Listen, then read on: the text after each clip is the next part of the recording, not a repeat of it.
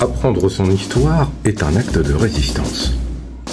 J'ai reçu un message, même plusieurs messages, de différentes personnes, on ne va pas donner leur pseudo, mais vous vous reconnaîtrez.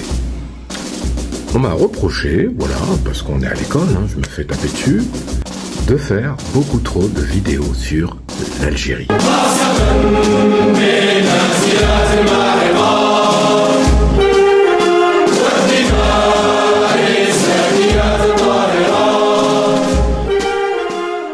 Je vais donner un cadre parce que c'est important. Alors il y en a qui m'ont dit, de toute façon, avec ta tête, c'est normal que tu fasses des vidéos sur l'Algérie.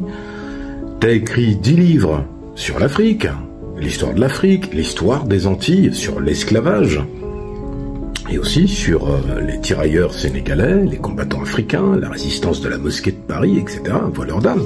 Bref, tout ça s'efface pour me dire... Tu fais des vidéos sur l'Algérie, voilà, t'es avec les Algériens ils tuent des Noirs. Bref, deux choses.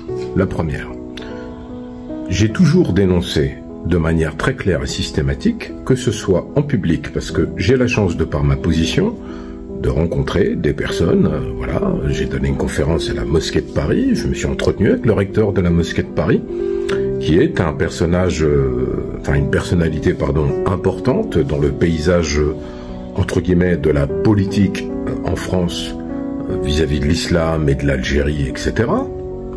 Au-delà de cela, j'ai écrit un livre, Insoumis, 54-62 sur l'Algérie, un deuxième qui s'appelle Mira Algérie, c'est 1830, sortira après.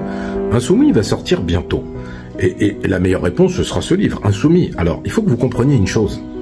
Moi, j'ai toujours pointé le fait que sur le point zéro, il y avait, selon les chiffres officiels, quasiment 30 000 migrants d'Afrique subsaharienne, etc., qui avaient été menés à ce point zéro, dans le désert algérien, qui avaient été abandonnés là, sans eau, etc. Ça s'est passé en Tunisie, ça s'est passé au Maroc. Il n'y a pas de sujet. Enfin, quand je dis il n'y a pas de sujet, c'est-à-dire qu'il n'y a pas de problème, on le dénonce. Maintenant, comme je dis toujours... Moi, je suis allé en Algérie. Quand on va en Algérie, c'est pas la France, c'est-à-dire vous n'avez pas affaire à des gens qui, par exemple, sont nés en France et connaissent pas nécessairement la culture algérienne et qui vont vous dire Kahlouche, etc. J'y suis allé. J'ai été accompagné de personnes qui sont noires, bien plus noires que moi, parce que moi, avec ma tête, on m'a dit aussi, oui, mais toi, ça passe en Algérie. Non, il n'y a personne qui a traité les gens qui m'accompagnaient de Kahlouche. Je suis en relation avec des personnes qui habitent en Algérie depuis plus de 10 ans, qui sont noires, qui sont même pas d'origine algérienne, voilà, qui sont une est de Côte d'Ivoire, l'autre est du Bénin. Ils vivent en Algérie où ils travaillent dans des activités culturelles, etc. Ils n'ont jamais été traités de calouche. Le peuple algérien est un peuple sincèrement accueillant. Et au-delà des clichés que vous pourriez véhiculer, je vous réponds de manière très claire.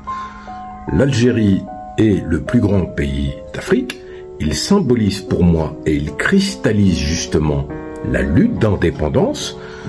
Je fais fi du fait qu'ils ont accueilli les Black Panthers, mais Nelson Mandela est allé en Algérie, Che Guevara est allé en Algérie, les Black Panthers ont trouvé refuge en Algérie, le président qui avait trahi Patrice Lumumba a été capturé en Algérie, où il est mort, etc. Béhanzin était en Algérie, mais c'est avant, France Fanon, etc. Bon, les symboles ne manquent pas. Mais moi, ce qui m'intéresse, c'est de bien souligner que l'Algérie représente la capacité à résister. C'est un pays qui s'est révolté contre la France. Et aujourd'hui, des lieux, des territoires comme la Guadeloupe, la Martinique pourraient largement s'en inspirer. L'Algérie demeure, entre guillemets, inscrit dans une démarche panafricaniste, au-delà du congrès panafricain qui a été organisé à la suite des indépendances, en 69 et puis d'autres. Après, vous pourrez dire c'est la Ligue arabe, etc. C'est un pays musulman, les Maghrébins, les Arabes, c'est en Afrique, l'Algérie. Donc, au-delà du fait que je considère d'un point de vue historique que l'Algérie symbolise un ensemble de luttes, eh bien, écoutez, j'ai envie de vous dire, si vous n'êtes pas content, allez continuer à chanter des chansons et à vous diviser comme vous le faites entre vous, n'est-ce pas? et vous voulez m'exclure, j'ai pas besoin de vous, je vous connais même pas.